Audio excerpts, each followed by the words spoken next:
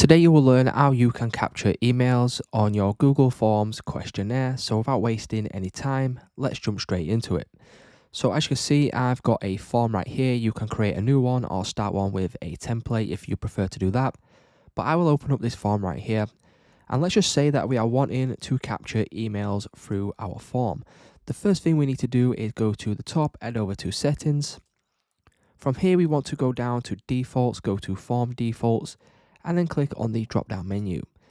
From here, it will say collect email addresses by default if you click on the drop down menu. So if we just select responder input, what you will now see is that respondents will manually enter their email address response.